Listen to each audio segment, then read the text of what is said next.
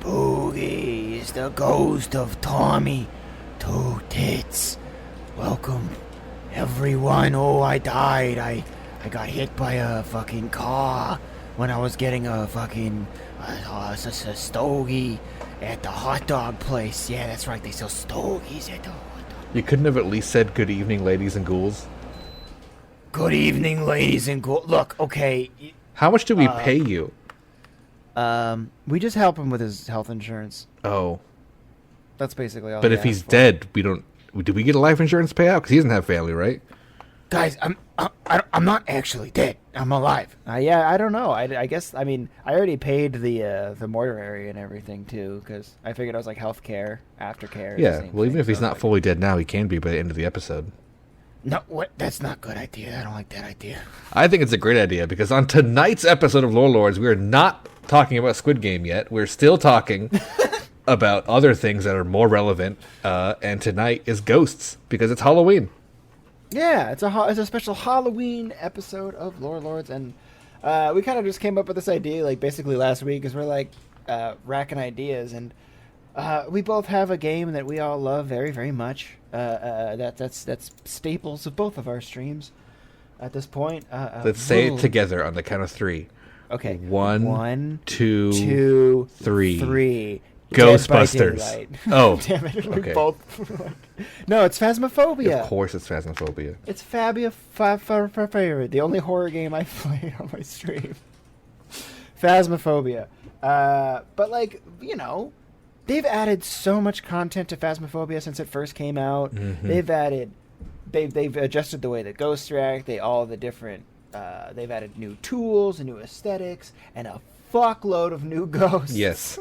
20, I think, now. Yeah, there's now 20 in total. I think there was only, was there 10 or 12? I think there was like, oh gosh, even that. Was it like 8 or something? I think it was less than 10. It might have even been 8. Yeah. It was, yeah, and now it's fucking 20. Which some of the ghosts, of course, have rather silly or pop culture or, like, you know, haha references. Some actually do have quite a deep history, and it's actually really fun and interesting to talk about. And many of them are just the same exact thing in different languages. Yeah. Yes. There is a lot of that, too. And so this stream is not sponsored by Phasmophobia. Would be if wanted to. So, yeah. You know. Love you guys. Let's start that up, guys, you know, if you're listening. Yeah, let's promote the Lore Lords sponsored by Phasmo. Exactly. Or their developers. It'll be a soul ghost podcast from now on out, sponsored by Phasmophobia. Yeah, no more lore on anything like Zelda. All just ghosts. Nope. Yep. Just ghosts. We can do we can do ghosts in Zelda. If the developers of Phasmophobia want to send us on ghost hunting journeys together. Oh my god, that would be sick as hell. We could do that show. Ugh. Anyway, I would do that. Dogcake would be like, I don't know about that. Anyway. Let's do it. Okay. So anyway. I figured I'd get us started off with, let's see, 1, 2, 3, 4, 5, 6 of them. 6 different ghost types of this 20 that are actually the same exact thing. So what are they? If you're looking through the game and you see these, just know in real life they're the exact same thing. Number 1 is, of course, spirit, which just means ghosts. There is nothing else to go deeper into that because spirit is just an ambiguous term for any kind of ghost. I always thought of it in game as when you countered a spirit, it was a yet to be discovered type of ghost, maybe. Like, this one's so wild that we can't identify it. Like it's a spirit, you know. That's a nice lore build for Phasmo. Yeah, that's kind of always been my take on it because it's just like because even when I first started the game, I'm like, wait, one's just called spirit? Aren't all of these spirits? Anyway, number 2 is phantom, and I literally wrote for phantom noun a ghost. Because that's what it says in the dictionary. Also, a little extra note on phantom. Fantôme is French for ghost. Yes. Yep. So that's where the word comes from. There's nothing special about it. So basically, it's a French ghost. Yeah, if you use phantom, it's a ghost, but it's probably got a baguette in its hand. Third, it's trying to give a cigarette to a baby. Yeah, or feeding wine to it. The third is the Hantu, which is the Malayan word for ghost. Oh, that's cool. Or spirit, also Indonesian, both languages. It's called hantu. That's what that means. So those three are just different translations. And then to get a little broader from that description, we have shade, which is the ancient Greek word for ghosts. Yes. It's the shades of Hades and all that. Yep. But it's just there's no more description. They're just literally ghosts.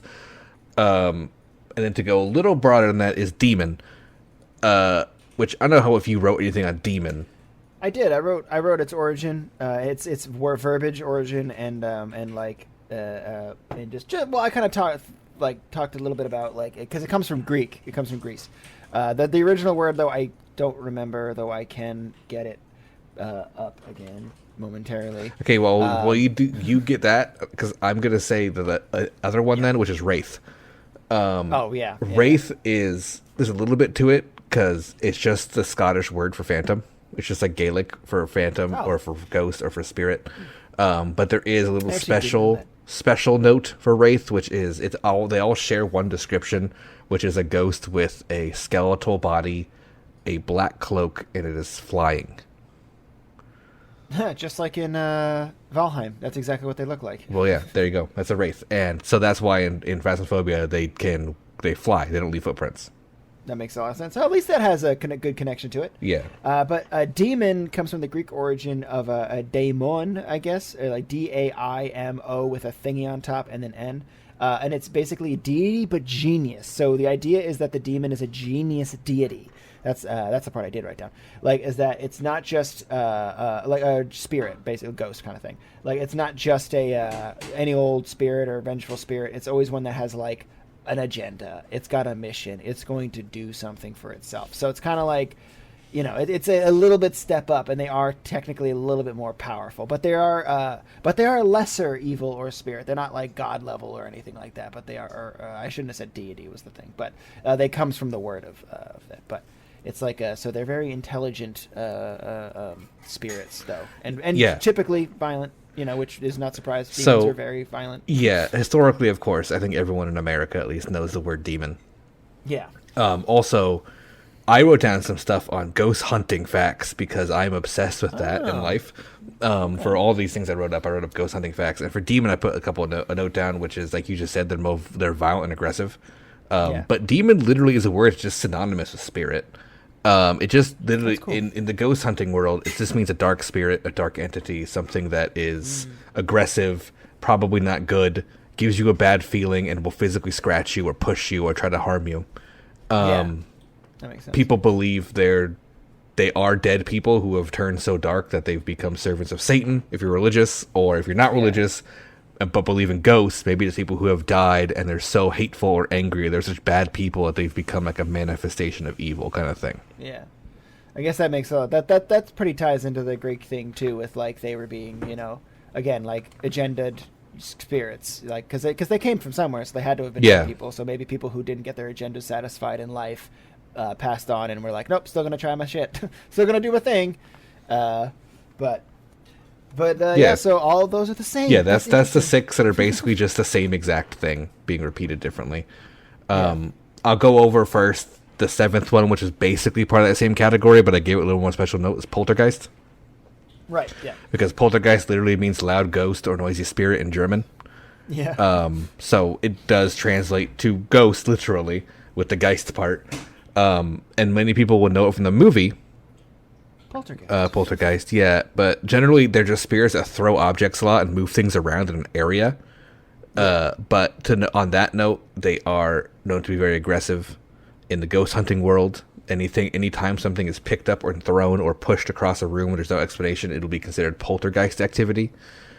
And to go a little history on that for a moment, that is the most debated and skeptic looked after answer for anything in ghost hunting is objects being thrown. For the last 200 years, people have been trying to debunk it, generally unsuccessfully. I wrote down the one special note in the 1950s. Guy William Lambert, who some people might know, if you're into ghost hunting, he is one of the biggest skeptics that always try to disprove ghosts, and he was kind of the person that wanted to believe but couldn't force himself to believe, so instead he tried to force himself to prove it wrong, kind of thing. I'm that way with things in life Yeah. too. No, I'm the same way. Same way. I want them to be real because I love the Yeah, spiritual and that's I love the magical. that's exactly kind of but- his outlook. Yeah. So what he proposed was water turbulence underground. That it can cause stress on houses, making slight shifts on the floor level that could cause like moments of like a little bit of activity of things to slide. And people actually built like small rooms with water moving underneath it to try to test it. But all that would happen is it would make slight objects shift like not even a centimeter, like millimeters. You know what I mean? So there have been things caught on camera for years of getting picked up and thrown. Some of the footage hasn't been proven fake yet. And people try to find out other reasons for anywhere from electromagnetic waves from power stations. Seismic theory is always a thing people say, like an earthquake, which is kind of stupid because then everyone else would be like, there's an earthquake happening. Yeah, yeah. But it's never, no one has ever been able to disprove objects that get like chucked across your room, like a plate being thrown and shattered, you know? Right, yeah. It is very interesting. And, I remember being so afraid of Poltergeist when I was young because I never watched the movie Poltergeist, but I remember my sister had watched the movie, and then she came home and decided to tell me all about the movie, but more specifically, that poltergeists were real and that you don't know what they were coming from. And so I was always convinced that every noise that I heard from then on out was a poltergeist coming to the house. But later on, I learned that poltergeists, generally, like a lot of spirits, usually are like somebody had to have died, in that area. It's kind of actually that's something that Phasmophobia does. Okay, in some cases that like, hey, this spirit possesses this area. Like it doesn't leave the area. It's not going to go hunting for you. It's going to stay in the in the house that it died in. And so that's the case with like Poltergeist too. So that gave me some calmness as a kid. But I want to tell a quick ghost story. Yeah, go for it. Because one time when I was a kid, I remember staying at my good friend Justin's house, and his parents were fucking loaded. Like he had one of those big houses like on the hill, and like his attic was totally furnished, but it was like basically a massive cool playroom for kids and stuff. And then like the TV up there was massive, and we'd play like all sorts of video games. It was a good time. It was honestly fun. And he also had like replica World War II stuff, so we would make World War II movies in his backyard with like gear, and like some of them were pretty good. It's the most like American little boy thing I've ever heard in my life. Oh yeah, it was hilarious. I mean, we were watching stuff like Saving Private Ryan, right, and like Band of Brothers at the time, so it was like very much there. We weren't like little kids. We were like 12, right, right around there. But anyway, but yeah, that does sound like very like God bless America. But anyway, so one night I remember being like, well, shucks, I'm thirsty. I guess I have to go all the way downstairs and get a drink. And they had a dog, and they had a thing where they'd leave the basement door open, so if the dog had an emergency, it would at least go down into the basement to poop, and they'd find it on the concrete rather than the hardwood floor. And I was like, that's nice, at least. They're like, hey, if we don't wake up, if by like for whatever reason, go downstairs and poop in the basement. And the dog was trained to do that. Wow. Okay. I was, guess that's good, I guess. Yeah, no, I mean, it kept it like... The dog knew to like, oh, I should, if I'm gonna have to poop anywhere in the house, I guess I'll just go down to the basement. So they just left it open. So I was meandering down in the morning. And by the way, for a fun fact, just for spirit lore, there's a reason why they're more active at night. It has to do with, well, some people theorize it has to do with like, I'm not gonna say it again, it's all theory. It has to do with like lunar energy coming from the sun. Some people's theories is that. Some people's theories it's the darkness itself that spirits thrive on. The quiet. Some people also theorize that it's the quietness of the night that is what they like. There's a lot of different theories on what brings spirits out. But I remember, it was one of those times, like probably 2:00 in the morning, maybe 3. Well, we were younger, so we definitely stayed up later. So yeah, probably 3 or 4 in the morning. And I just remember being like, oh, I'm gonna go get some water. Went downstairs into the kitchen, and I saw the door open. And this is the part that I'm more questioned than the actual thing I think I saw, was that like. I looked at the door that was open, and I felt like the basement door, which was not it was next to the kitchen, but not like if you were in the kitchen, you can't see down it. You have to go in the front of it in order to see down it. But I remember like feeling compelled, like, hey, go look down the basement. go look down the basement. And I had this thing in my head going like, go look down the basement, go look down the basement. And I just, all I did was go into the, like, I walked over to the threshold of the basement. I looked down, and I could see, like, that classic kind of ghostly figure. You know, that very humanoid-shaped, faded, foggy-looking thing at the bottom of the stairs. And I just remember, like, staring at it for a second until it looked like it was moving closer, and then I just ran upstairs. And I just ran back upstairs to where my friend was. And I told him I saw a ghost, and he went, "Yeah, I think there's a ghost here." And I was like, "Oh, okay." So he like basically, "Oh, cool, bro." Yeah, I was like, "Okay." Like, and yeah, so it was just one of those wild things where, like, again, I was a young kid, so like your imagination can definitely play extra with you, especially when it's fucking 4:00 in the morning. You were just goofing around, dicking around with your friends, annoying his parents until 3. You know, like, you're just kind of thirsty and you're going down. Everyone was sleeping. Like, my friend was asleep. Like, he heard me run up and he was like, "What the fuck, dude?" And I was like, scared. But it was the thing that made me, like, I had no interest in looking down in the basement. You know what I mean? I grabbed my glass of water, and as I was walking back, I just saw the basement, and it was just like, go look down it. Go look down it right now. You gotta go. You have to go look down it. So I just did, and I was just like, okay. And I just remember running back and being scared. And I remember having other, like, when I was younger, I'd always have these other sort of things where I felt like I could see, like, a black shade following me around. And, like, that always was, like, a black humanoid figure always in the... It was always at, like, football field length away, though. You know what I mean? Yeah, that's a pretty common way to see it. It's almost like it's far away watching you. Yeah. And that was... And like, not ever since then, but, like... I definitely always had that feeling that, like, and this was since to tie into an old episode. I remember seeing it ever since I went to overseas. I went to the Middle East and went to Petra and Egypt and stuff. And it was after that is when I remembered seeing those figures. That I have not noticed that figure in probably well over a decade. I want to point out. However, I also have been so distracted with life that I may not have noticed and may have been there. You know what I mean? Like, when you're younger, and especially when you're in a white privileged, quiet community like I was, there's a lot more time. When you're not stressed out all the time and having to deal with life and constantly thinking about something. Yeah, like like that's when you start racking your brain. When an idle mind can come up with a lot of stuff. You know what I'm saying? Yeah.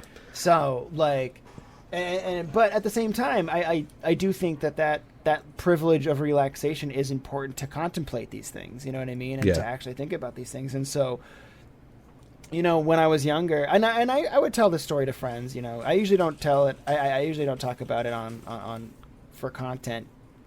Because I just don't really, it's just usually come up, I guess. Right. But no, I'm always usually pretty open about this kind of stuff. And I remember always talking about it with my old friend Rob.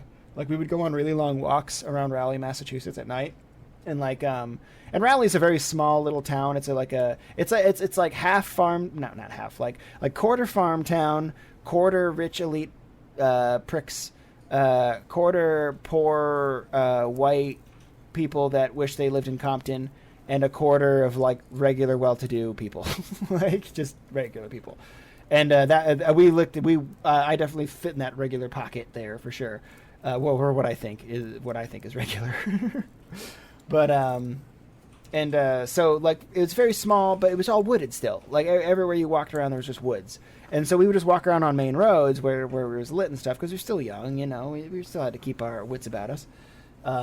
But we knew that town like the back of our hands. But I remember one of the times I went for a walk with him, we were down a road called Kittery Ave, and it's very hilly. And I remember being at the top of one of the bigger hills and like looking like kind of back the way we came. And I remember seeing the figure and saying, "Rob, turn around, look, there he is." And he just goes, "No, I don't want to look. I'm just gonna." He goes, "No." It was like, no, what was it? It was something on the lines of, like, he knew that he was there too. Like, he's like, "I already knew he was there. I didn't want to." Like, he was like referencing. He's like, "No, I don't want to. I know." Like, it was like something like that. It was like, no, like, "I don't want to. I know." Like, it was very much like that, you know. That's the worst, is when someone else acknowledges it. Yeah, like, which he says he never saw it, but he says he felt something. right. That's Like, a that's a common thing know, too. Sometimes you don't see it, you just feel it. Which we can kind of transition. I guess because now's a better time than any to tell my ghost story and why I believe in ghosts fully is because I had an incident which you can actually kind of Google the area because it was a boy. I was a Boy Scout, and I think I was 11 years old at the time, and I would every summer my family would go to Philmont Scout Ranch in New Mexico, and it's in kind of like north central New Mexico in the woods and the hills. So not deserty at all. It's fully forested.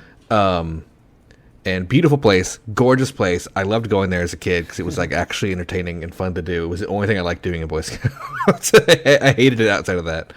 And there was a thing where if you were a Weeblo level scout, which is, Yarkis in chat said he went to Philmont. Okay, then he might know what I'm talking about. If you were a Weeblo level scout at Philmont, sometimes your like group, your class or whatever it was, would be called to spend the night in Wade Phillips Manor. And if you Google search Wade Phillips Manor, you will probably see Wade Phillips Manor hauntings, Wade Phillips Manor ghost stories, Wade Phillips Manor like chilling events and stuff like that. There's a couple things known about that, like repeating things people have seen and stuff like that in that manor. It's mostly a museum, and there was an area that was unoccupied. So if I didn't have like anything there, it was just a wooden floor on the base of the main staircase. It's like a 2-story manor.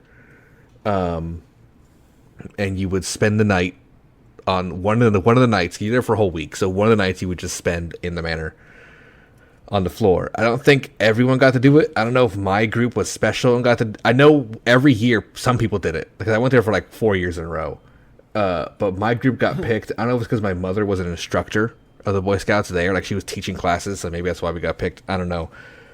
But I had no belief in ghosts before doing this. And we went in and they locked you in. That was the whole bit. You were locked in the haunted house for the night kind of thing. Nothing happened. We were like sitting around like talking. We weren't telling even ghost stories or anything. It was us. It was 5 of us in our group, and our like leader who was a like 16-year-old girl or something, like a high schooler, right? Like a volunteer. And all of a sudden it's like 2:00 in the morning and we hear footsteps upstairs, like clear as day. And so she gets up and she's like, "Who's up there?" And she notices we're all there. And we're like, okay, someone else is probably in here, like fucking with us. Right. So we go upstairs and check, and there's no one there. There's like 4 rooms upstairs. We open them all up. No one's there. And we're like, okay, they're probably just hiding. We go back down. We get back down. 20 minutes later, footsteps again, walking towards us up the stairs. We all look up. There's nothing there, and they stop. At this time, I'm like shitting myself because I'm terrified of something I never thought was real. And now they're telling us we're in this haunted fucking house and we're hearing footsteps.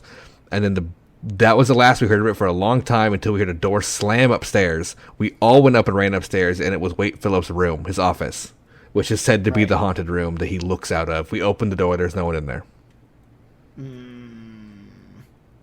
And then everyone went downstairs again, and we kind of like stayed up for like until like it was almost light outside, and the people started passing out, and I didn't sleep the whole night, and I personally heard the the footsteps again going down the stair steps.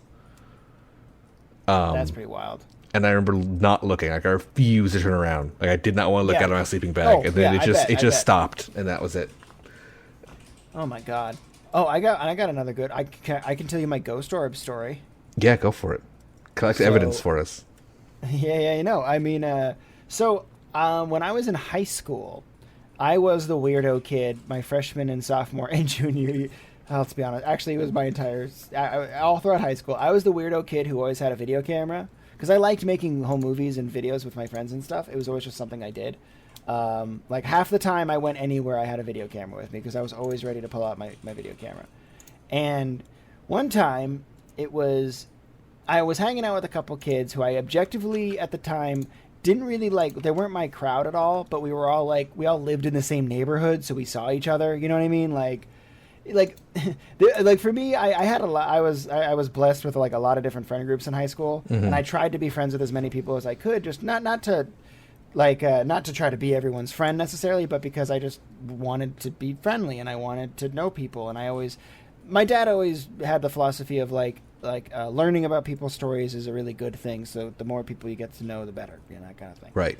And I don't disagree with that necessarily at all. So I'd always be very friendly and try to get to know people. Right. And I'm more shy as I get older, though. However, and so I tried to get to know these delinquent friends or whatever, and I noticed that we were walking around just like the main roads, kind of the same areas that me and my friend Rob were walking around. And actually, my friend Rob was with us too. It was my friend Rob, myself, and these two delinquent kids. We'll just call them Chris and Nick. And so we noticed that an old daycare that some of us used to go to when we were really little was closed down. And it was actually like a house attached to and the front area was a big daycare area. And I was like really sad. So I like went up to the window and I looked in. And then and then Chris went around back while me, Rob, and Nick were just talking about like, oh, because actually Nick was a delinquent, but he was a little bit nicer of a delinquent, if you know what I mean. Like he was like, he did stupid shit, but he was like a good kid. Right. Whereas Chris was like always trying to steal your money. Right. Like, yeah. And so Nick, and I knew Nick from like when we were kids. So like me, Nick, and Rob were like, oh man, do you remember coming here and playing with the blocks and shit? Yeah, man. Oh man. It was like that kind of moment. And then Chris comes out from the back and goes, there's a window unlocked on the roof upstairs. And we're like, and we go, and Nick goes, well, let's go in. So we literally like broke into this old house that was completely abandoned. It was empty. But I was like, all right, fuck it. I'm going to pull out my video camera and I'm going to start filming around a little bit. Why not? And we start filming around and everything. And everything looks kind of cool. And Wells Fargo just texted me. Sorry, I don't have Wells Fargo. That's weird. Sorry, it got really taken aback for a second. That's what we call a scam. That's what we call a scam text. But anyway, so I was pulling my camera out. We were all looking around. That Chris kid pulled out a joint and started smoking weed in my childhood kindergarten. Even my friend Nick was like not sure he wanted to smoke. He's like, I don't know, man. Like he had that kind of like. And Rob was like, no. And I was back at that point in my life, I was not a weed guy. I was kind of actually very facetious and not facetious. What's the word I'm looking for? I hated it. I hated weed. I thought people who smoked weed were delinquents, as we've been using that word. But we were looking around, and all of a sudden we decided, hey, the basement door is open. So we like looked down the basement door, and I filmed down it, and I was like, and I didn't see anything, and I was like, oh, there's nothing there. But I bet it's scary down there. Do you want to go down? No, let's not go down. And then I decided to walk around on my own, and then I decided to point the camera upstairs.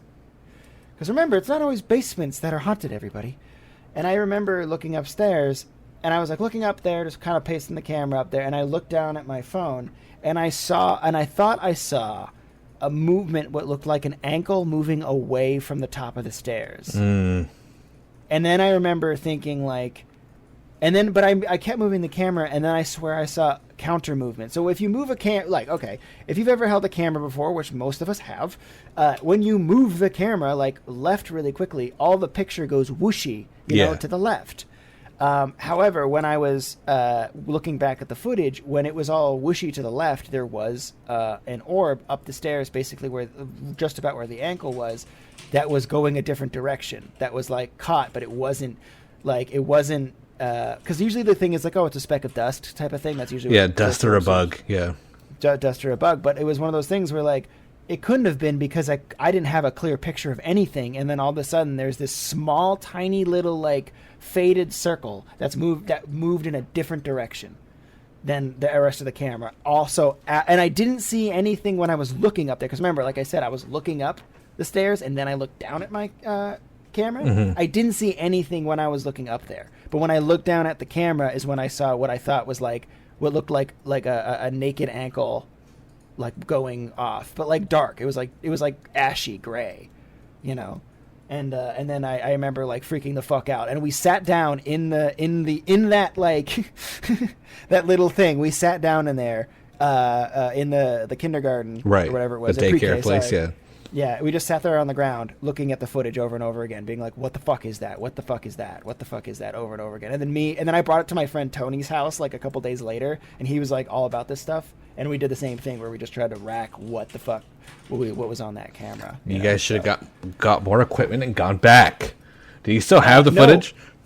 I don't know. I could try to look, but fun fact, No, I definitely couldn't go back because the reason we left that building was because I got a phone call from my dad, and he goes, "Hey, what are you doing right now?" And I was like, "Oh, I'm hanging out with Rob, just kind of chilling at his place." "You're at his place, huh? Huh. You're not in the old preschool, are you?" "What?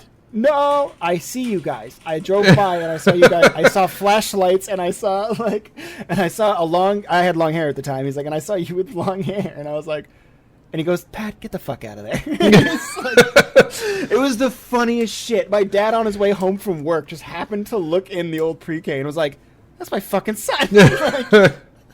So it was like visible. It wasn't like hidden or anything. It was, I mean, honestly, it's a little tucked away. Like, maybe I'll try to find a picture. I don't remember what the address was. If I could remember what the address was, I'd look that up. But, yeah. Because it was like a little tucked away, but it wasn't too deep in. So, right. But if you looked at right. it, you'd see it. If he didn't look at it, he wouldn't have seen it. But he looked right at it. So probably because he saw the flashlights. So he probably saw the flashlights, yeah. I didn't have a flashlight, but I had the camera because I was using that. Remember, you can only carry 3 pieces of equipment. So. Yeah, true. Yeah, the flashlight and the camera. Exactly. And a phone. That was your third slot. Yeah. Oh god. So but that's my ghost orb story. Ghost orbs are also in Phasmophobia. No way. So if you play that in Phasmophobia? Ghosts? Other ghosts? Yeah. Well, I felt like that was cool. So we talked about a lot of like traditional ghosts, phantoms, poltergeists, things that like I think are in pop culture, and I think we just shared our pop culture stories. I also linked in chat a book that is the stories of the hauntings of Philmont Ranch. Oh. So it's like a thing. So another ghost I figured we go over because I think you said you wrote about it too is the Banshee. It's from Ireland. Yeah, the Banshee is probably one of the most because I figure we cover it now because it's one of the most famous, if not the most famous, in this whole game. Yeah. Because a banshee, screaming banshee, is a term that is used. It's an Irish ghost, like you just said. It actually means woman of the fairy mound. I found that out. I saw that too, and I was like, "That's cool." Yeah, and looking into it deeper, it's not even a ghost; it's just a fairy. Yeah, and like when banshees aren't necessarily like evil. No, they're not. They're heralds. Yeah, exactly. They're not seen as something that's bad. They're. If you hear a screaming banshee, it's like an omen that someone in your family's gonna die. Yeah. They would like the herald the death of a family member was like the thing that I saw. So like if you heard a banshee scream, then count heads. What I did write about was keening. Did you see anything about that? I did. I didn't read too much on keening though. If you wanted to talk about because I thought that was interesting because it's actually what the scream is. It's not screaming; it's keening. It's believed, which is the Irish and Scottish tradition of women wailing loudly in lament at funerals. Which you see in like movies and stuff a lot. Like there'll just be a woman like screaming at a funeral. If you've seen Lord of the Rings, when King Theoden's son dies, there's the scene where they have the funeral and Éowyn's screaming. She's lamenting. She's keening. That's what it's called. It's called keening. You're kind of like singing, but kind of just like wailing. Yeah. And there was even professional keeners in Ireland and Scotland who would be hired by families to wail at their funerals. So the whole point is that the banshee is keening. It's screaming and wailing for the death because someone's dying. So they're like honoring their death before they die. That's fucking wild. That is so cool. And but because banshees have that spiritual connection. Yeah, they're fairies basically from the Fae realm that come to warn people someone's going to die to help them try to prevent it. So they're actually kind of a good thing. Yeah. I also they also have like different appearances too because they're not always ugly. Like they're the typical banshee is seen with like it's like an old skeletal like woman, not like skeleton, but like she's just skinny, like old woman with like a cloak on, and she usually has red eyes because she's been weeping, or keening now. Like she's keening, so her eyes are very red and weepy. But like sometimes they can appear as like beautiful young women too, and they can appear as like anything. So it's. Or woman again, in woman, but in the Witch's Guide to the Fairy Realm, which is a pretty popular book for people who are like into fairy culture. The description of a banshee is a glowing white woman with wild, unkept hair who will walk behind a tree, ignoring your calls to disappear. So basically, you see a woman in white with like wild-looking, dirty hair, like screaming, and then you try to get their attention, and they disappear. Oof. That would be... I'd probably shit my pants if I saw that in real life. Yeah. I'd probably never leave my home ever again if I like went outside, saw a screaming lady, and then all of a sudden just poof. I also noted there's 2 identical banshees, so maybe we'll see them in a future patch of Phasmophobia. There's the Bean Nye, which is the Scottish version. It's the only difference is that instead of seen walking in the woods, it's seen, which means in ancient Gaelic, or Celtic, I think is the Scottish version. It means little washerwoman. And it is the same exact behavior with the keening and the screaming, but the woman with the unkempt hair. But instead of walking in the woods, they're washing bloodied clothes or armor of the person who's going to die. Oh, those are some good horrifying tales to tell your kids. And the other identical ghost is the Welsh counterpart, which is, I'm probably gonna not say this right, but I think it's pronounced Ciarech, which is it's the same exact thing as a banshee. No difference. Walking in the woods, screaming, and everything. Which is one of the spookiest things, because they had those... All 3 of those myths existed at the same time, and those cultures didn't necessarily interact at those 3 times, same time. Yeah. So, especially Irish. So there you go. Well, I mean, there's, you know, again, and getting into the other side of the world here in a minute, like, our friends in the Far East, like, because there's a lot of ghosts and Phasmophobia that are based off... This is what I did a lot of research in. From Japan, Japanese folklore. And there's kind of like tiers, by the way. So we have to kind of go through that a little bit. Yeah, why don't we just do that? Just go into the Asia part. Yeah. Let's go. Let's take a trip to Japan. Yeah, now we're going... From Ireland, that's a crazy boat ride. that is a wild boat ride. But it can be done. Yes, it can. But, so... There are a bunch of different ghosts that come from Japan, and I'm going to name them all real quick. These are the ones from these are all spirit or ghosts in Phasmophobia. Yuri, Yaokai, Oni, Raiju, Onryo, Goryo.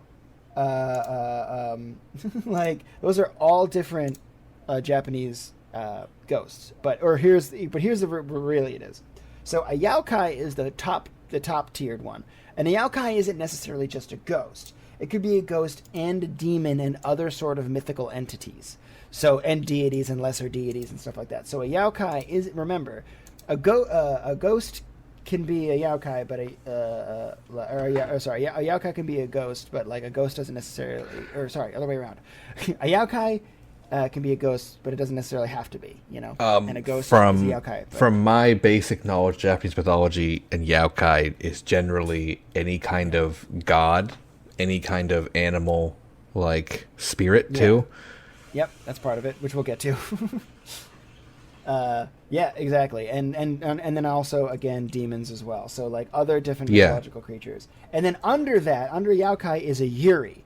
That's a ghost. That's basically just ghost or spirit or like that kind of thing, but it's Buddhist origin. Literally, the yu means faint and dim, and then ri means soul and spirit. So yuri basically means like dim spirit, dim soul, like ghost. And so that's like a yuri. So there's and again there's tiers to it too. So like there's different different yuris, like an onryo and a goryo, for example. Those are 2 different types of yuri. And an onryo is that like they were like. Onryos and Goryos are actually very similar. Typically, they were people in life who were wronged or martyred, and so when they were killed, they came back and as vengeful spirits would also cause things like natural disasters and stuff. Okay, so an Onryo is basically a vengeful spirit in Japan. Yeah, exactly. And then a Goryo is and typically actually considered aristocratic. That's the difference between the 2. Like a noble person. Yeah, Goryos were seen as like kings and noble people and like anything like that. Emperors, kings, noble people, high generals, high priest, monks, and stuff like that. Any of those things could come back as Goryos. And again, they're not necessarily evil, but what they do when they come back can be perceived as evil because they can again cause things like natural disasters. Right. So that's where, and they're both types of Yuri. And an Onryo again is more commoner. Like anything could be a Onryo kind of. If I'm not mistaken, the Grudge Ghost might be an Onryo. I think because it like possesses a home. Right. So and it's always, but and again it can be linked to like natural disasters, which is crazy. And then the other one I looked up is the Raiju. Raiju is actually like a lightning spirit kind of thing. It's like it's cool. What I know about this, I think, is actually from Final Fantasy. In Final Fantasy VIII, there is a character named Raijin, and Raijin literally translates, I found out from playing that, to lightning in Japanese. Yes. It's just the word for lightning. And then there's also the Final Fantasy XIII character Lightning, which is confusing, but it's anyway. So I always remember thinking that, and then I saw Raiju in game, and I was like Lightning Ghost? Maybe? But yes, that's exactly it. Raiju is actually Raijin, because Raijin is the lightning god, basically. Raiju is his pet. Okay. It's a beast. So it's a lightning dog. It's a lightning dog, basically. No. It's actually often perceived exactly as a wolf. So it's often seen as, so it's like a lightning wolf, basically. And it's the pet of Raijin. All right, Phasmophobia developers, get on it. Get the creepy-ass Thunder Dog model. Yeah, we need our Thunder Dog model. But apparently Raiju isn't necessarily evil. It's actually a very dormant and a peaceful spirit, actually. Or well, not even spirit, actually. I shouldn't say that. It's more like an entity or a deity, even. But it's actually very docile, and it only gets worked up during, you guessed it, thunderstorms. I was going to compare it to a hellhound, being as it's docile. No, it's very it can be seen as a very playful and loving companion of Raijin. Yeah, that's a good idea.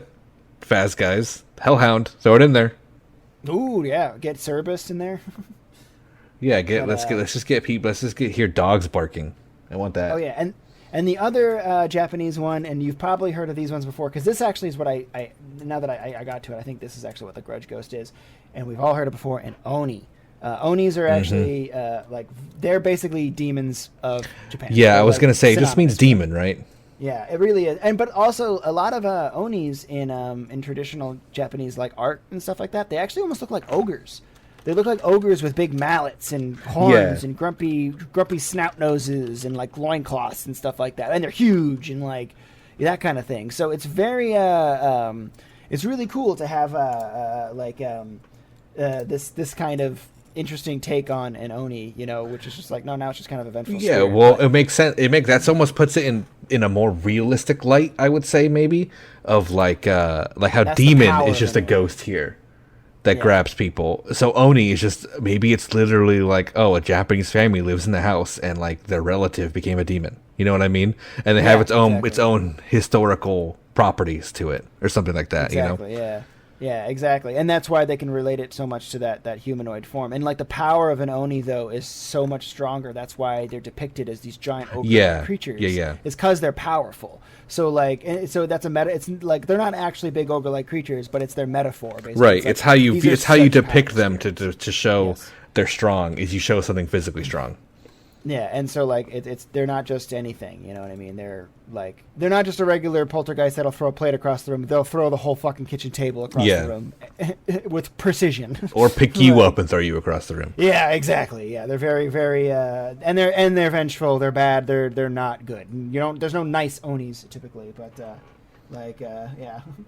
But yeah, and like I said, so like it was kind of cool to discover that a lot of these Phasmophobia ghosts, again, similar to the ones you were talking about, they have relatives. Although these ones are kind of cool because these Phasmophobia ghosts are like there's still some differentiations between them, like an Onryo and a Goryo. They're like it's like you said, it's a tier system. Like I can see it in my head. Like if I was drawing out like a tier list of like, the yokai is the top, and here's everything underneath it. And maybe the yokai would be a ghost that's just like the spirit. Like we don't know which it is. Exactly. If you saw something mystical in Japan, but you didn't know what it was, you'd probably just call it a yokai, because you'd be like, I don't know if it was a Yuri, I don't know if it was an Onryo, I don't know if it was Raiju himself showing himself, but that's all yokai, So, like, you know, even though Raiju's not but Raiju, the lightning deity, is not a Yuri, because a Yuri is a ghost. Like, so, like, that's kind of the weird tier system. You know what I'm saying? Yeah, no, it makes sense. I feel it's cool that they all relate to each other well, and obviously the developer looked into like all the different Japanese spirits. Yeah, and and I definitely like it a lot too. And if I'm not mistaken, a Raiju also reacts to electricity in a certain way. Yeah, it does. I saw that. So when we were playing, I thought we were going against one because the lights kept turning on. Yeah. I thought like maybe as it's walking past the lights, they're turning on or something, you know. But that wasn't the case. Similar to nope, that wasn't the case. It was the twins. Fuck those things. Oh my god, the twins were so annoying. Oh god, but it was good stuff. I mean, and then there's one other ghost though, or spirit or entity in Phasmophobia that also relates to electricity. That is one of both. Atlas is really excited to talk about this one. I like this one too. It comes from the Middle East. The Jinn. Yes. Yeah. So I wrote a little thing on the Jinn. Let's just talk about it now. Go for it. So firstly, the word Jinn is romanized often as Jin, but with a D in front of it. D''Jinn. Some people will say Djinn, but it's not. That's actually what it isn't. That what it is in Dungeon Defenders? Yeah. That's what it is commonly in like Dungeons and Dragons too. But Jinn is how you say it.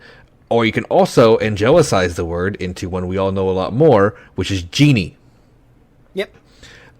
So knowing that, you should get the idea of what they kind of are.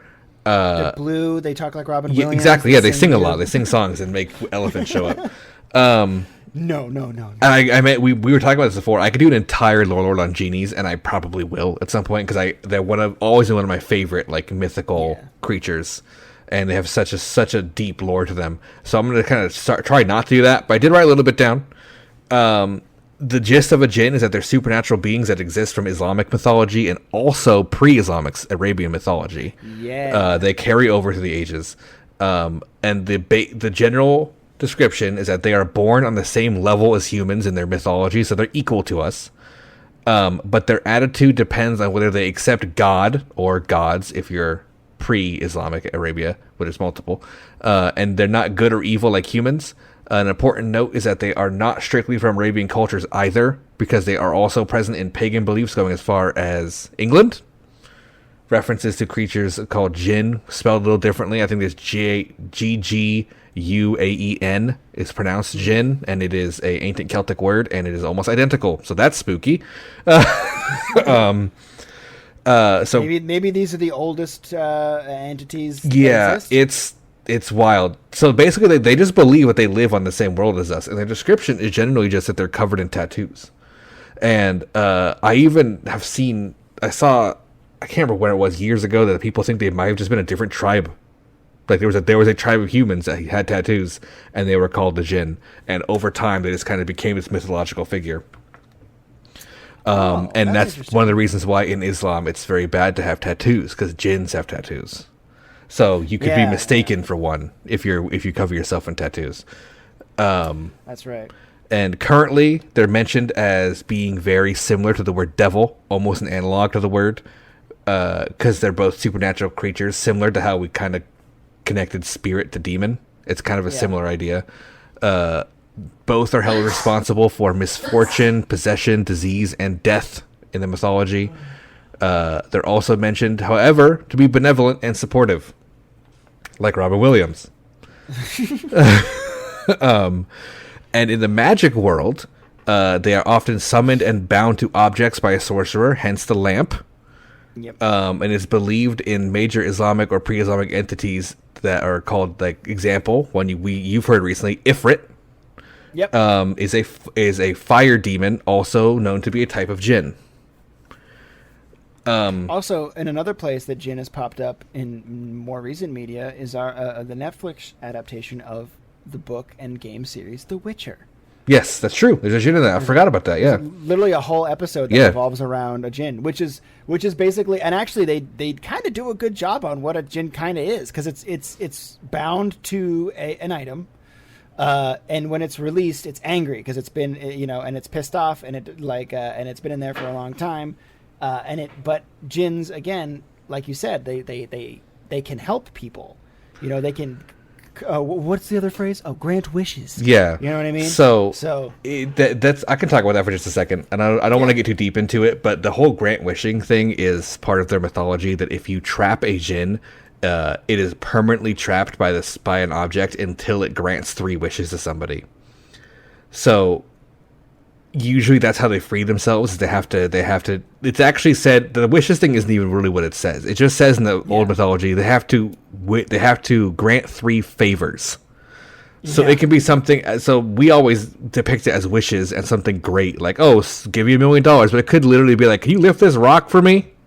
Yeah, I mean that's kind of ironically what they did in Aladdin. Remember, the first wish was get me out of this hole. Yeah.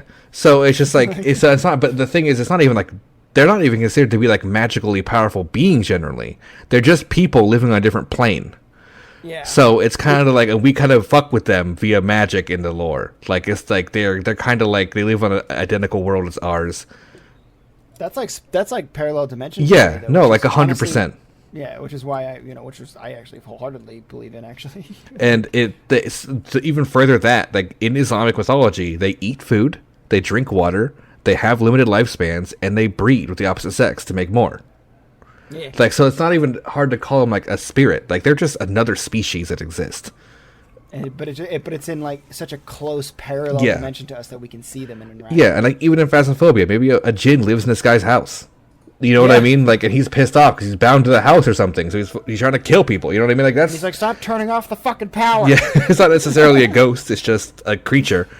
He's trying to use the Wi-Fi. And, so classical philosophy from Greek and stuff kind of has referenced jinn as well in their mythology. Basically, they're always connected to elements. It's important to note that it'll be like, I think that's where the power thing comes from in Phasmophobia, because it's supposed to be like lightning or like energy. That's kind of like where they feed off of. Because like the Ifrit, for example, is a fire demon. There's also I think it's the Jinni, it's with an I on the end, is the air element one. I think it's the Hasu is the water element one, and I don't remember the earth one. But there's different classes of them. But if you look at ancient Arabian mythology, you'll find that they're not called jinn. They'll go by the name like an Ifrit. Like you're being like an Ifrit's in your house. You have to like it's trying to burn your house down kind of thing. It's a fire demon. But they're all species of jinn. When they go bad, they evolve into these monsters. That's really cool. And yeah, of course, there's a lot more, but I'm not going to go into it now. I could spend another hour talking about genies. It is really awesome though. But yeah, no, that's a djinn for you too. Yeah. I have another one that I want to talk about because I think it's kind of silly, and I actually thought about this when I first played Phasmophobia because it's one of the original ghosts. Right. Which we can go back to England for this one, which is the Revenant. So Revenant is not a ghost; it's a zombie. Pretty much in everything. It just means zombie. It's an animated corpse. So to consider it a ghost is weird, but you'll notice in other modern fantasy games and stuff like that, it usually is also a ghost. And the word is kind of interchangeable with ghost, and sometimes there's even more modern poems where it talks about ghosts knocking a door and refers to them as revenants. They're even used to describe vampires. Like a vampire is a revenant, you know? That's true, I have heard that. Yeah. But their origin comes from Norse mythology, where they are... the first reference of the revenant is the translation of the word draugr, which is Norse mythology for a genwalker, which is a tomb guard. And it was basically a lesson for Norse people into don't break into tombs. But in their belief, they would often bury their treasures in their tombs. They would kill someone along with it, usually willingly. They would kill the person, be willingly killed, and put in the treasure hoard to guard it in the afterlife. And become a draugr. And it was a very... I didn't know that revenants are connected to draugr. Yeah, and so it's actually kind of a translation from draugr to revenant, and old Catholic writings, kind of post-Norse, absorption, is the first time you'll see reference to the word. And there is a book actually written by a man named William of Newburgh. He wrote a book called Historia during the 12th century, and it has multiple accounts of the dead returning and mentioning them as revenants. The first reference, which is my favorite, is a woman A woman's husband recently died and was returning from the dead, awakening the wife at night by scaring her half to death and almost crushing her with his weight by laying on top of her. Jesus. So in this report, a woman reported to the church that her husband, who had recently died, got back, physically went into their house and laid on top of her in bed, like as a corpse. Jesus. And then he left, and she was too scared, so she didn't chase him or anything. And then the next thing is he started visiting neighbors of this woman, his wife. At night, he would knock on their door, and they would see him looking like a soulless husk, is the description. And then later on, he would even be seen making his rounds he would do in life as a zombie in the broad daylight, and people got terrified. A bishop had to write a letter of absolution from the Vatican City, which they then put in the corpse on the tomb, and then nothing was ever seen again. That's fucked. Yes, that's written in a history book. That's a historical documentation of life in the 12th century, so 1100s. I think it was like 1172 when the book was published. My theory is a bunch of teenagers. I mean, yeah, who the fuck knows what they were writing down? No idea, but that shit's wild. Yeah, but I just love that was written in like this guy's like, oh, also during this time. This guy came back from the dead and like fucked with the town for a bit. Also, side note, William of Newburgh, great guy. He's the reason why I believe journaling is a great idea. He was a priest, which is why he knew how to write. But he just thought, I should just write down everything going on. So, in 1,000 years, people can know what the fuck we were doing. Yeah, that's why we have this story. Like, he just wrote it down. It's a book called Historia, and it's like 8,000 pages. It's a very big book of just like day-to-day life in Newburgh. Like, this is what it was, and it's some of the most like compelling evidence we have of how life actually was back then. That's fucking wild. Oh, that is so crazy. Oh, so Revenant is just kind of a zombie. I did not know that. I always thought Revenant, like, honestly, when Revenant was a fast ghost in Phasmophobia, I remember thinking to myself, yeah, that's exactly what I always thought. Like, I always thought a Revenant was like the jet plane of ghosts. Yeah, the opposite. They're a shambling corpse. Yeah, which is hilarious. They're usually not seen the zombie way we see zombies. They're actually just like the body looking normal, but with white eyes. And they act normal. Like, they would sprint like a person could sprint, because they're just people coming back from the dead. The only reason I've known this a long time is because there's a tabletop RPG called The World of Darkness by White Wolf, and one of the books is called Revenant, Back from the Dead, where you can play as zombies, and it kind of uses the word Revenant as them, and that's how I learned that's where it came from. Oh, that's cool though. Oh wow! I have another neighboring ghost too in Germany. I messaged you saying one of the ghosts actually directly affected me in my past. I was excited about this one because and that's just someone who's a mare. So mare is a zombie, which is an asshole. In Phasmophobia, we have died many times to mares. Yes, and to before I even explain it, what they do in Phasmophobia is when the lights are out, they kill. They like the darkness. They hate the light. If you turn the lights on, they'll calm down and kind of hide. So mare is a Slavic and German ghost, and they are described as demons in their mythology, as demons that sit on your chest in your sleep, bringing you nightmares and appearing as solid black entities, often with glowing eyes or holes for eyes. If anybody here has had sleep paralysis, that is exactly what this is. I have had it many times in my life, where you wake up in the middle of the night, you can't move, you feel a weight on your chest, and you see a black figure hovering over you. That's a mare. That is exactly what it is described as. It just describes sleep paralysis in the medieval age. So sleep paralysis, for those who are wondering, it's not a ghost sitting on your chest. It is what? It is yes, it's scientifically explained. Sleep, at least I hope so. Sleep paralysis is basically when you're sleeping, your subconscious is dreaming, and your conscious wakes up. So you're able to see and comprehend things, but you can't move because your body is still basically in REM sleep.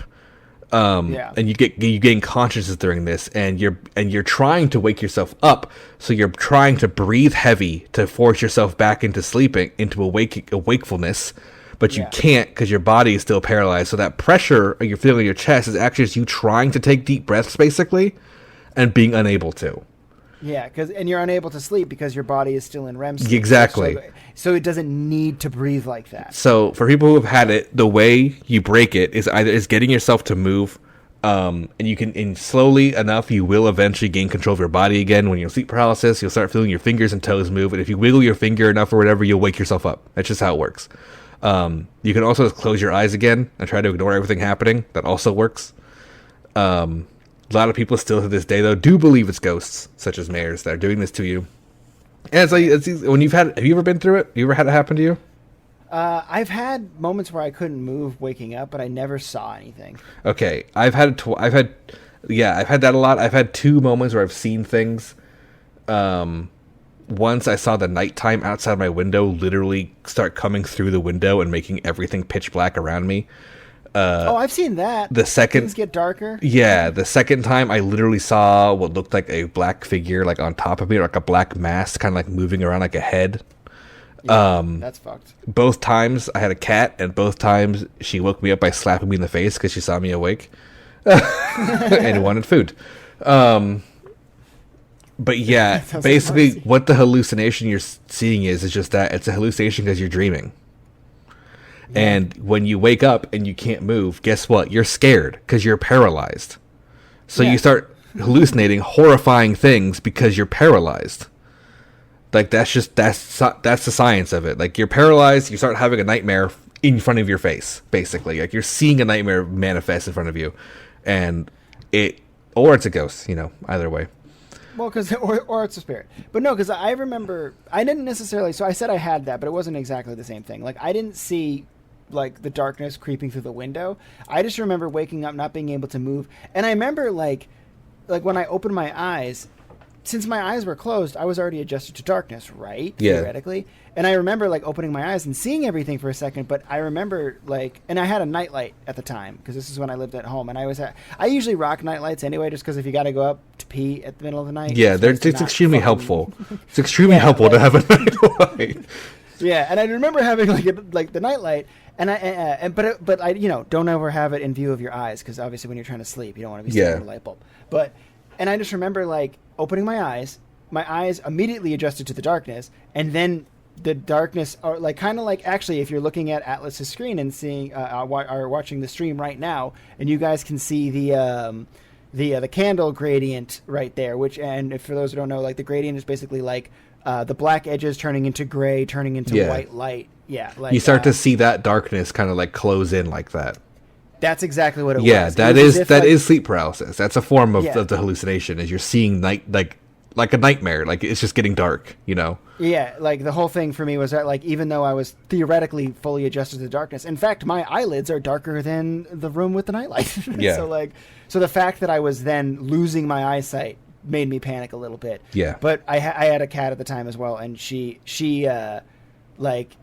was alerted immediately to me waking up. Like I didn't do anything because I was, I couldn't move. But animals in general have kind of an instinct for this kind of stuff. I remember she waking up and like kind of just like standing on my like leg and like stomach and kind of just like looking at me, and that woke me up because I could feel it. Once I could feel something real again, I was like, oh, I'm awake. And so my cat pulled me out of it just the same way yours did. But yeah, so that was really cool, and I mean, not the cat part, not the not the sleep paralysis. Yeah, part. And while we're talking about sleep paralysis demon, I did write down some notes into what this thing is in mythology. So in Westphalia, shout out to Leon. There is a prayer that they use to ward off mares specifically. So they have a whole prayer to stop mares from visiting you that is used to this day in the Catholic Church, out there specifically. In Sweden, they also have references dating back to the 13th century Norse stories, Norse, myths of creatures jumping on your chest and at night and trying to like possess you or like torment you, and you wake up and catch them in time, kind of thing. Yeah. But my favorite of all these, there's a whole bunch of countries. It's all Central Europe and Northern Europe, is Poland, because Poland has the greatest cure for this.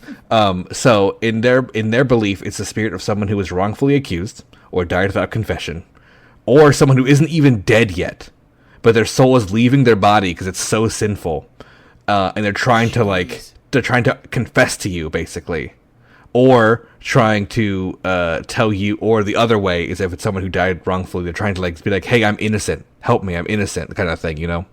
Oh, so they're but they're aggressive. No, they're bad. But they're like, it's like a vengeful spirit, but it's trying to be like fuck you, why am I dead and you're not, kind of thing. It's like kind of, you know what I mean. That's kind of their mentality, like I'm innocent, fuck you, kind of thing.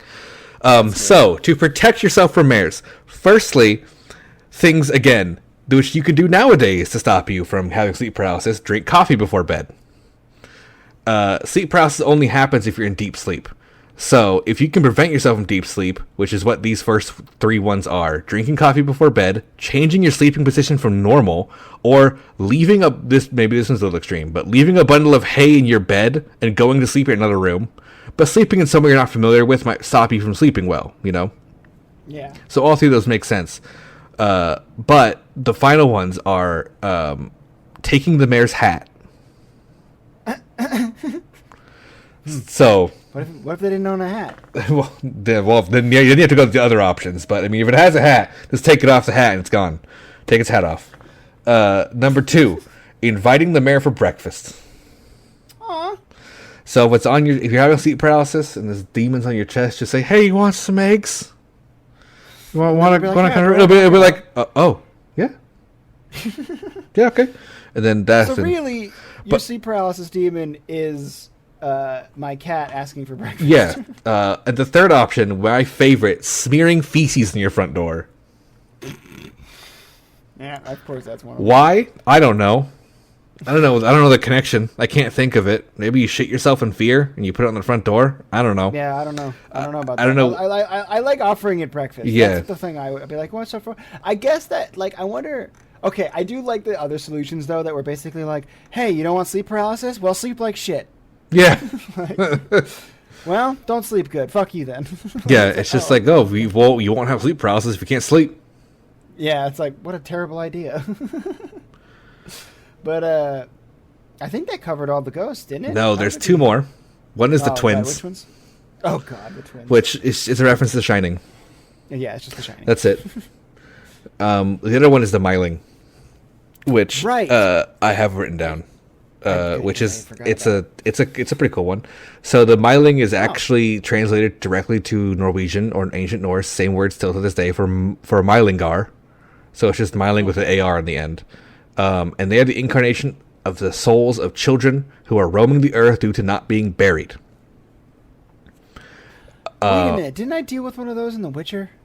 Maybe. Yeah, actually, isn't that one of the first things in Witcher 3? Is an unburied child? Yeah, I mean, probably they might even call it a Mylingar in that.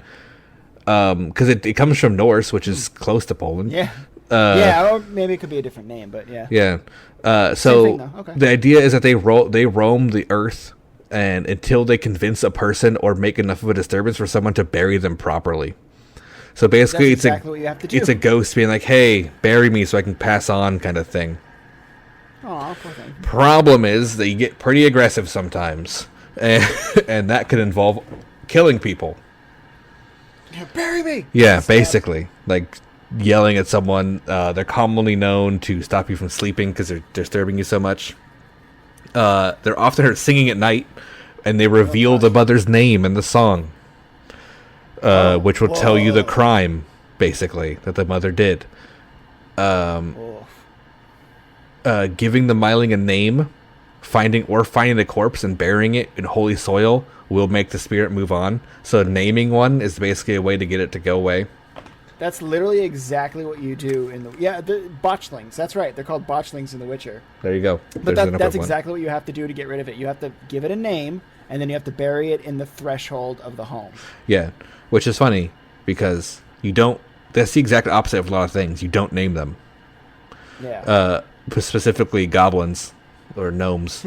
if you have a house gnome, don't give it a name. Then it turns into a bugbear, and you don't want that.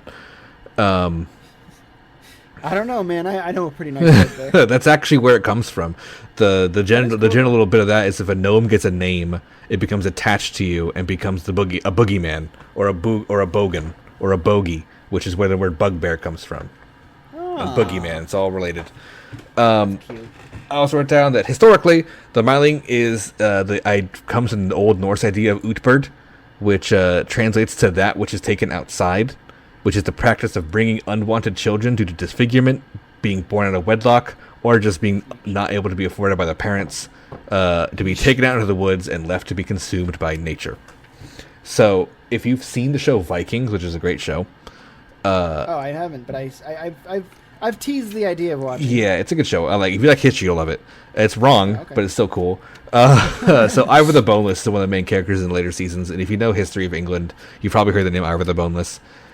He is a Viking lord who conquered most of the world, and he is born in one of the later seasons, and he has disfigured legs, which is why it's called the Boneless. And they do that to him. He gets taken out of the woods and left, but then the mom finds it and brings it back. And to be clear, this was not legal. This is an illegal practice in ancient Norse mythology. They still did it though, and it led to the belief that their spirit would become the Mylingar, haunt the woods, and eventually return home to the mother that bore them, killing them. Yeah, I guess that would make sense. Yeah, and because they're children, they throw tantrums, and when they get angry, they get mad, making them one of the most aggressive forms of ghosts. And people do believe in Mylings a lot in modern ghost hunting. You probably won't hear the word, you'll just hear the word child spirit a lot, but it's basically what they think, that a lot of ghosts that are children and very aggressive because they're throwing fits are Mylings. Oh, that's fucking crazy. So maybe what you saw at that daycare could have been a Myling. I don't know if there was ever a kid killed there. I should look that up and see if there was ever a kid that passed away, unfortunately. I bit my tongue off at that daycare. Maybe it was your tongue. It was this. Well, I mean, I got it back. Oh. I have it. I'm using it right now. Bit your tongue off? Did you get it reattached? Yeah. My dad said it looked like a piece of hamburger in his hand. That's gnarly as fuck. Yeah, I was like 2 or 3 years old. That's actually why I have a stutter, by the way. If I'm ever talking and I sometimes go, it's because my tongue doesn't technically work entirely correctly. No, well there you go. Now you know more about why Pat sounds the way he does. I sometimes have a stutter. It's because my tongue doesn't work. If I slow down, it usually only happens when I speak quickly. So when I start talking really, really quickly, that's usually when my tongue starts to be like, "Hey, dude, I'm moving overdrive here." Yeah. And there's also another type of ghost that's not in the game, surprisingly. Yeah. That I wanted to kind of throw mention at, which is an echo. Oh. Do you know anything about echoes? No. So echoes are do you know what the stone tape theory is? Stone tape theory, no. So let's go into a little ghost lore, ghost hunting lore right now. So a lot of times when what I would have encountered in my haunting experience as a kid was an echo. Oh. So stone tape theory is the idea that stone and wood can both you can hit them with lightning bolts. You can put an electrical charge directly into stone and directly into wood, and it neutralizes it. It doesn't go away, but it neutralizes the electricity. Yeah. Humans are made of electricity at our core. Our brain is just a battery, and electricity is what we emit. We have electric fields around us. When we die, it has to go somewhere because electricity doesn't just go away forever. It's energy. Yeah. It has to. Yeah. So the idea is that it gets transferred into our surroundings. And if we were to say, for example, an old haunted wooden house, and someone were to have died in there, their electricity could get transferred into the floorboards. And now this person is haunting the house, technically, but they're not a ghost, per se, or a spirit that you can talk to and is walking around, but just a memory that sometimes during moments of high electromagnetic frequencies in the air, it can activate an old memory, such as a footstep going down a hallway because someone walked that hallway all the time. Yeah. So that's a theory of what a lot of ghosts are. That's really cool. It's just that also, again, that plays into the idea of the multiverse theory and because within the multiverse theory, it also implies that time is meaningless. What we know as linear time is basically meaningless. So with the multiverse theory, it's that there's an infinite amount of universes happening all around us, all at the same time, and every single one of them, there's only slight differences. So slight differences where right now the pen that I'm holding isn't purple, it's blue. There's a universe that's exactly the same as this, but I'm holding a blue pen instead. But that also means that there's a universe where I can fly and lift up cars, which is awesome. I want to see that one. But jokes aside, but that is to say that, like, and again, I agree with you on the energy. Like, you're talking about us being electricity. Like, this again goes into some stuff that we were talking about with, like, even Seti and stuff like that, and a lot of the old mythology in Egypt. Is like the idea that that this energy gets put somewhere or gets placed somewhere. And so, and so, like, and that echo is basically like you said, during high magnetic, like high, electromagnetic frequency. Like, another time it happened was when the sun did the solar flares. Yeah, like that kind of stuff. Like high energy, even like impacts. Something just like a thunderstorm, not even lightning, but it's like a storm. Even rain, when there's activity in the clouds, it raises the electromagnetic frequencies in the area, and that can cause that can cause an old house maybe to become active more with this kind of stuff. And it's something I like, and people have recorded on shows like Ghost Hunters and Ghost Adventures, where they speak, quote unquote, to ghosts. I'm not necessarily convinced they're speaking to a ghost, but maybe they are hearing a voice that was said once. Yeah, maybe. And it's replaying. I've definitely heard voices. Like I've like not like all I'm hearing voices. No, I know what you mean. Yeah. Yeah, but like we've all been places. We've all been in places. I've had it too, where maybe we're alone, or it's a little. Yeah. We feel a little off, and you hear something like a voice. You're like, "What?" And you look around. There's no one there. Yep, and then I start running really quickly the opposite direction. Yeah, exactly. But no, I've definitely had that happen before. Like I remember it happened to me at my high school when I used to stay after school and kind of just hang out in the auditorium when I had nothing to do sometimes. Yeah. Sometimes friends would hang out with me. Sometimes I'd be alone. But sometimes I'd hang out in there for kind of a long fucking time. And I remember one time I hung out a little too late, and it was like... And in Massachusetts, past like 5:30 during the wintertime, it's dark as shit. And I remember I was there past like 5:30. And I remember being in the auditorium, and I opened the door to the hallways, and I noticed that all the lights were off, and I was looking around, and I was like, oh, fuck, no one's here. No one checked the auditorium before they left to be like, all right, lights out, everybody out. Like, no, make sure no one's at the school anymore, because I wasn't supposed to be there anyway at that point. Because I thought maybe there was some teachers around, some other faculty. Right. Maybe there were some janitors still, maybe. But, like, but they were, like, from what I saw, there was fucking no one there. And I just remember thinking, like, oh, I should probably go. So I went back into the auditorium. I started grabbing my backpack and my jacket or whatever and stuff like that. And I just remember, like, hearing, like, hey, Pat. And thinking, like, oh, somebody else is here after all. And then I looked around and I went, hey. No one responded. And I was like, hello, hello, hello, and no one responded. And eventually I just full fucking sprinted as fast as I could to like where my mom usually went to pick me up before like I went to go do martial arts. Right. Like I was just like I got the fuck out of there. And I was just like, that was one of the weirdest things. And it was like a voice I kind of recognized, but I couldn't tell you who it was. And like that's why I responded so friendly, because I heard, hey Pat, and I went, oh hey. Like I was like, oh, that's somebody I know. But I remembered, but I couldn't tell you who it was. Right. And that's what's so weird to me. And like, and it was my name too. That was the thing that fucked with it. Could have been my friend. It could have been a friend of mine. But like, so like, yeah, so I believe in ghosts in a way because I had an experience and I can't debunk what happened to me. Sure. I like the idea of the stone tape theory.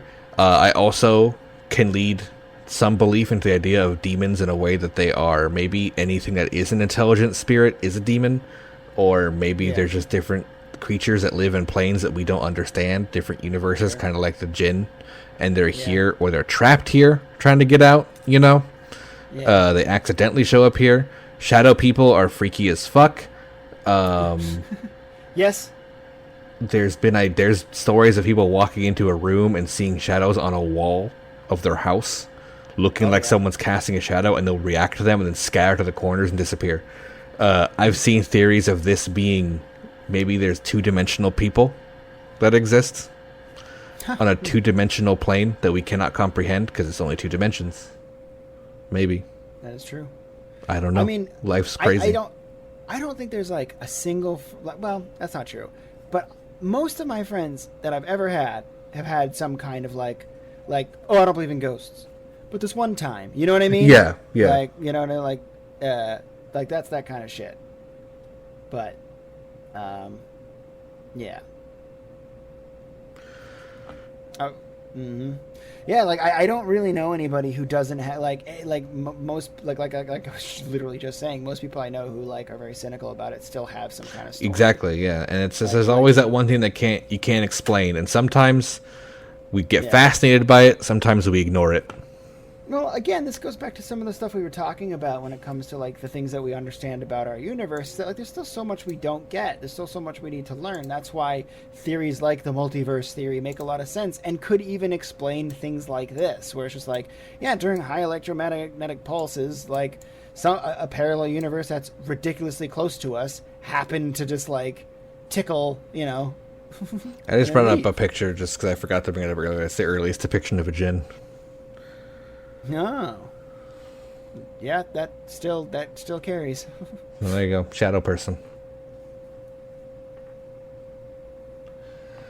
I think that's about it. That's Ghost of Phasmophobia. I was just trying to think about. We've literally covered every ghost in the thing. Which our original idea was like, we're gonna go over like maybe like a couple of them, and then it kind of came to the point of like, oh, these are all kind of the same fucking thing. Yeah. Well, my thing was like, because the ones I picked were conveniently a lot of the Japanese ghosts. Yeah. And I didn't mean to, and like it was funny because I had the opposite thing. You looked up yours and you were like, oh, these are all basically the same. Mine were like, oh fuck, they're relative, but I gotta find out the differences. I was like, how is an Oreo? Oreo? Weirdly enough, you picked like Asia and I picked Europe. Yeah, that's pretty funny. I I didn't even mean to. I just thought like I just picked cool. Actually, in fact, I saw Yuri and I thought it was a Russian ghost. I'm not kidding. I was like, oh, Yuri's probably from Russia. No, it's not. It's from Japan. I'll see myself out. Soundwave. Is that Soundwave? No, it's Fade. They can't read those blue names. Said in chat, I grew up in a third-generation farmhouse where several members of my family died. My dad was shot there. Cousin was murdered there, and I have never heard or saw anything ever. So that's another thing, which is always giving me so much. Family didn't care. Yeah, it's just like it's always hard to say. If you were to go in there with equipment and try to get something, maybe you could, you know. But sure. I just feel like sometimes it depends on the location. It depends on a lot of stuff. I don't think it has to do. Yeah, I think the idea of anything that like our energy passing on in any way, shape, or form, it's got to be like the stars aligning type situation. Yeah, you know, I don't think there's like a universal truth to it. Like you die and you're just a ghost now, and you move on or you don't. Like no, I think it's no sense. I think there's freakish things that can happen and cause people. Because obviously, if there was a ghost for everyone who died, you couldn't be able to move. There'd be ghosts everywhere. The apartment I'm in right now was built in the 60s. I guarantee you hundreds of people have died in this building. Like, I know a guy was shot right outside. Yeah, I 100% think it's what you said. It's a Star Aligns moment of things happen where people can go into a thing, or maybe there is some kind of malicious otherworldly creatures like a demon that not necessarily religious based. Maybe they're like aliens, you know? Maybe they're like aliens that live on a different plane that we can't fully like connect to. Yeah. Well, Fade to Black just said something that we kind of said earlier about like one of the people that we were researching about the guy who wrote about the Revenant was that it was somebody who, or maybe that wasn't that guy, but it was some guy who didn't believe in this stuff. So, but he wanted to, so he spent his entire life trying to prove him wrong, so that he could find things he couldn't explain. Yeah, it was a Poltergeist guy. He was trying to explain Poltergeist activity scientifically. Just to fail. He was doing it to fail, but he legitimately was a scientist and tried, you know? Yeah. But he wanted to fail because he wanted to not explain it, because he thought it'd be cool. He's like, I want this to be a real thing. Yeah, and to be fair, he didn't necessarily succeed either. He didn't find any definitive proof of anything. He failed fully. Everything he put forward has been disproved. Yeah. So it's like, exactly. So it's like, it's one of those things where it's just like, okay, keep trying. Again, there are a lot of things that you could chalk up to being like, well, that's obviously like, yeah, like you were filming something in a thunderstorm, you know, that kind of thing. So electromagnetic pulses would happen, blah, blah, blah. Like that's true. All 100%. Yeah. There's a lot that you can debunk. There's a lot you can debunk and prove wrong. Yeah. There's a lot you can't. Yes. The stuff that I have a very hard time believing anything of apparitions that are caught on camera. I will never believe it. I will never believe it. I will have to see it myself. I wish I still had that footage, but I probably deleted it because that was from like 15 years ago. But like the famous one, a very, very famous footage example is Ghost Adventures. Before they were a TV show. They were a documentary. It was a single documentary. It was 2 hours long or an hour and a half long, or whatever, on Discovery Channel. Just called Ghost Adventures, and it was 3 guys. 2 of them are still part of the show. and they caught on camera in the basement of, I think it's the Goldfield Hotel in Nevada. Yes, Goldfield Hotel in Nevada. They capture on camera a brick getting lifted up the ground and chucked across the room at him. And that footage is publicly available today in its raw form for anyone to try to prove it wrong. It's never been proven wrong. That's pretty fucking wild. It has been analyzed so many times. That's what got them famous. I mean, it got them famous. Like, the reason they're doing their fucking show today is because of that one clip. Like, it got so much recognition from ghost and paranormal investigators everywhere. Like, yeah, I mean, honestly, that's why I think that, like, a lot of the time ghost hunting is like Fate is suggesting, a bunch of bullshit. Is because it's like, if ghost hunting was so easy, anybody could do it at any time, but you really do have to kind of wait for these theoretical stars to align in order to find something interesting. Like, my dad, for example, there used to be an insane asylum in Massachusetts that was on top of this hill. It's an old brick insane asylum. Actually, I don't remember if Dogkick remembers this, but we were on the highway driving up to Maine, and I think I pointed it out. But it's this old brick building, and my dad said he went there when he was a kid, like a teenager, kind of similar how I broke into that pre-K. He and his buddies went in there. This was after it was closed down, you know what I mean? Right, yeah. This was after certain practices ended. Because we did not treat the mentally ill well at all back in the day. No. We just threw them in a cell, basically similar to a prison, and said, hey, here's books to color with or something. But like, and my dad always was he mentioned going in there. This was to me. What he told me was just in private, like, years ago. But like, he went in there and he remembers, like, hearing laughter and hearing stuff, but it wasn't their friends. You know what I mean? That kind of stuff, and like hearing crazy shit. Yeah. My dad also tells a story, and this has to do with like the spiritual connection of when his dad died. That he was, and this this could honestly be hearkening to something like a Banshee, for example. My dad said one day he was out with his friends. This is when he was around like 21 years old, and he was just kind of walking down the street, and he was laughing, having a good time, and then suddenly he just felt absolute dread, stopped in his tracks, and ran home. And his dad was dead on the ground of a heart attack. And it was like he was one of those things where we didn't have cell phones back then, so no one fucking called me. Like, I just was like, I gotta go. And he said he left his friends without saying anything, and he just ran home, and his dad was dead. And it's one of those things where, like, maybe, he didn't hear a scream necessarily, but something else, some herald exit thing, kind of. I was gonna say, if you said he heard a scream in his head or something, that'd be maybe he insane. did, and I didn't, maybe I'm forgetting a detail, because if he did, he could have maybe heard his mom, his mom screaming. Kind of thing, you know what I mean? Like, because his mom was there when he got home. Like, his mom was crying on the ground holding his dead dad, like, and there he was, and this, by the way, was his second mom. His first mother, his birth mother, had died when he was like 3.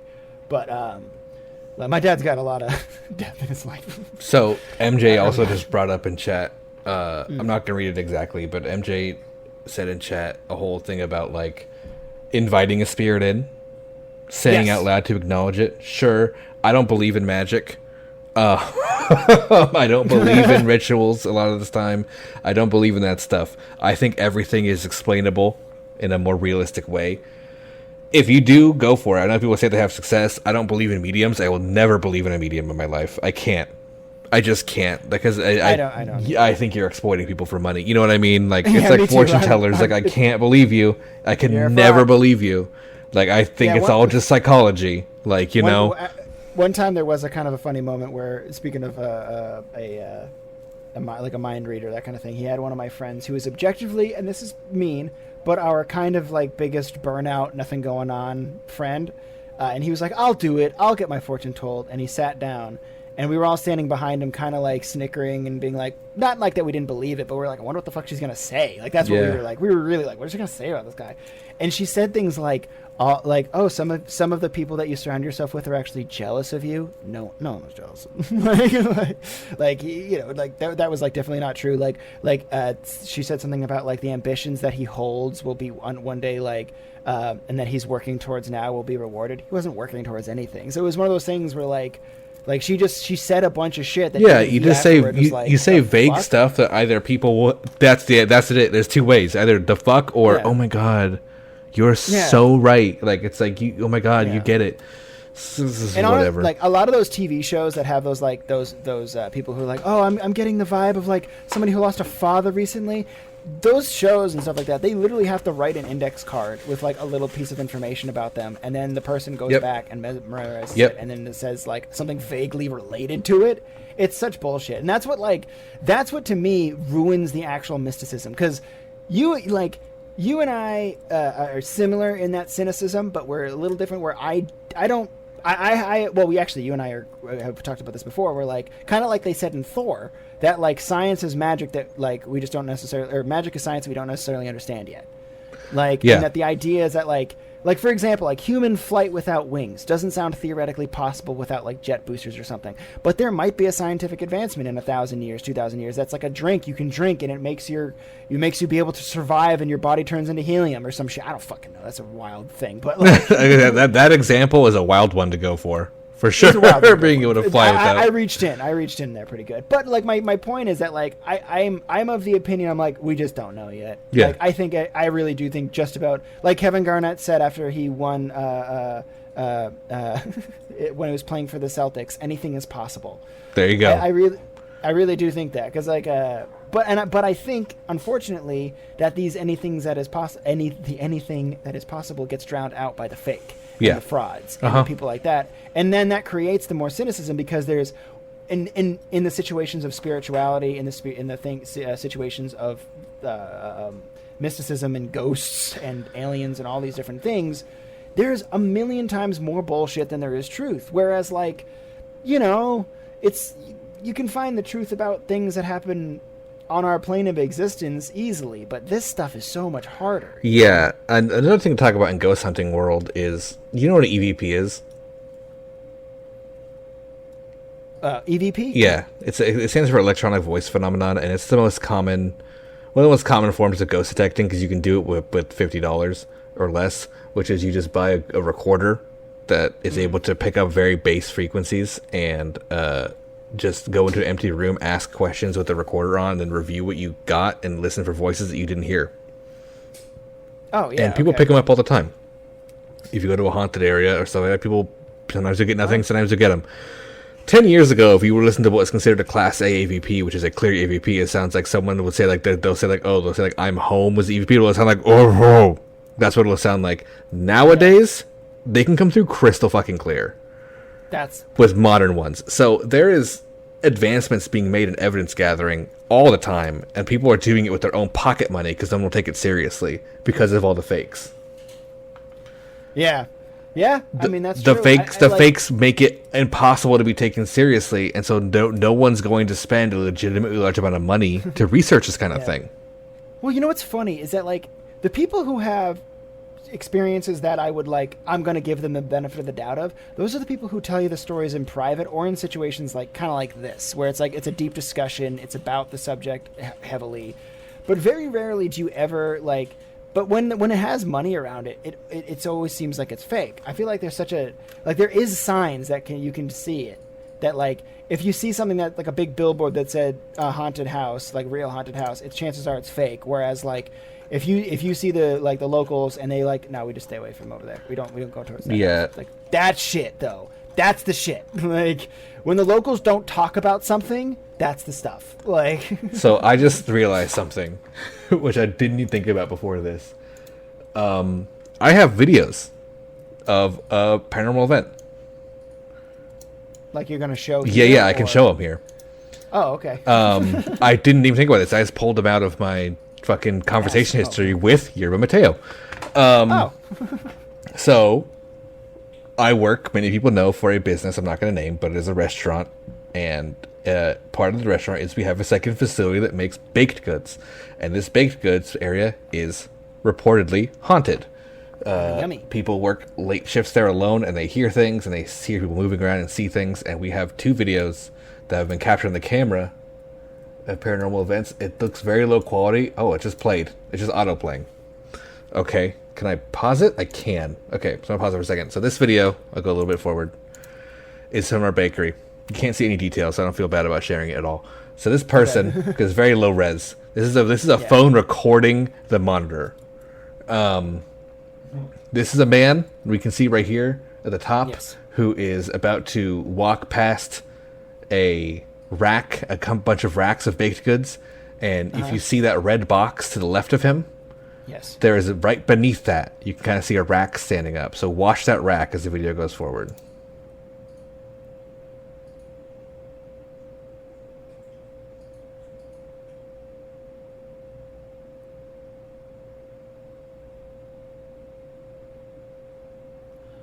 What the fuck? That looks like it was shoved. 100%. Like somebody pushed it. Sorry, I'm on like a 5-second delay. delay. Yeah. And you can see he's like, what the fuck? Like, and we talked to this guy when he made a delivery. He's like, no, I was 100% alone. No one's there. Like, he's working in the place alone. He's looking around for someone like hiding. Like, he went back there and looked to see if someone's like there. There's no one there. So there was that. He just puts it back. Yeah. And then we got a second one too, which I think is better. This is the second one. Oh, so okay. I'm gonna make it bigger because it's once again super tiny. So this is about the cup on the middle of the on the middle of the tray, and it's full of mixing stuff, and he's getting ready. He's making stuff in the kitchen and in the back freezer area. And something I noticed, which a lot of people didn't, is during this time he's back there. It kind of looks like he keeps looking out, like he's hearing something. Oh yeah, he is kind of turning his head a lot. Like, he's working back there, and I think you'll even see him. He's going to step out in a second and be like, what was that noise, kind of thing.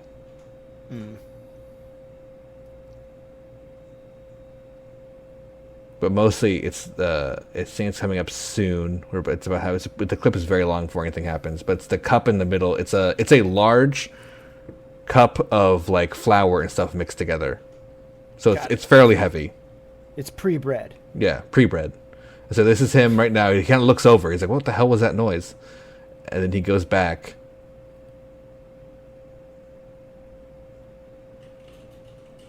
And there it is.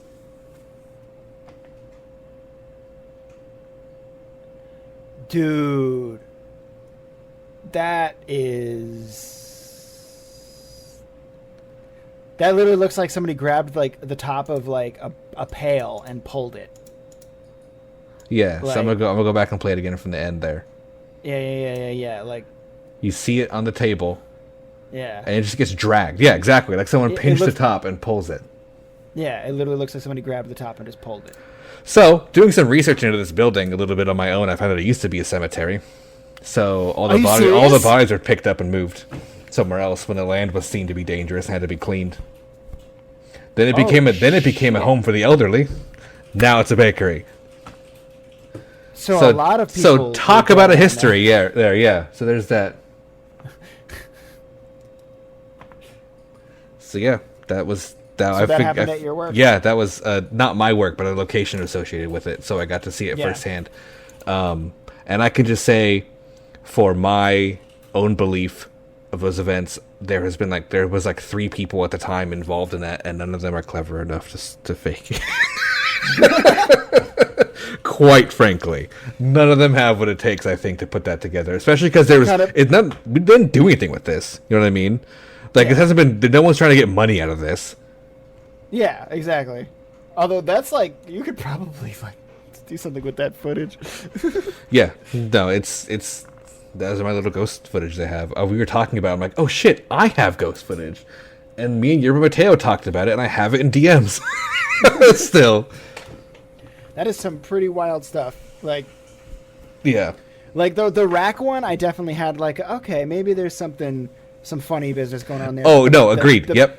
The pale one, I was like, the fuck. The rack, I'm like, I don't know, maybe there's like a cord on the ground we can't see because it's too thin, and he like kicked it or something, you know, and like pulled on it by his foot or something. Yeah, but then the cup one is just like, okay, it makes no sense. It makes no sense. Like, Fade even said in the chat, like, magnet under the table, metal pot, bam. But the way it was dragged and the way it fell over it doesn't lead to believe that it could have been dragged. Yeah, and what Bandluch said, the cup is heavy. Like, it's got mix in it. It's full of, like, pre-bread. Like you said, it's like flour, water, sugar, everything put together in that cup, getting ready to be poured into a mixer. Yeah, but it looked like it literally got pulled from the top and then knocked over. Yeah. Yeah, and they don't have. I'm going to tell you right now, they don't have access to magnets heavy enough at that build. That building, especially that prep table too. Yeah, is really thick. But I mean, and again, there's no real reason you'd ever tie string or something on top of a pail like that. Yeah, like where it could get dragged. You know what I mean? That makes no sense. So like, I don't know. That is some wild footage. That's some cool way to end it though for the stream. That's for sure. Yeah. But so that's it, everybody. So yeah, if you're listening to this, we'll probably have a video for him somewhere. If not, in my VODs at www.twitch.tv/Atlas669. Absolutely. And so just so for general Lore Lords update, I'm still looking into a distributor, but I might be able to distribute using the same people that I use to distribute my music. Hopefully, we'll see. Fingers crossed. I'm going to send them a message and try to email them or something about that, because it'd be really nice if we could just do that. That would be awesome. Other than that, I think it's time to switch over and actually play some ghosties and play a little bit of Phasmophobia. So thanks, guys. It's been a good one.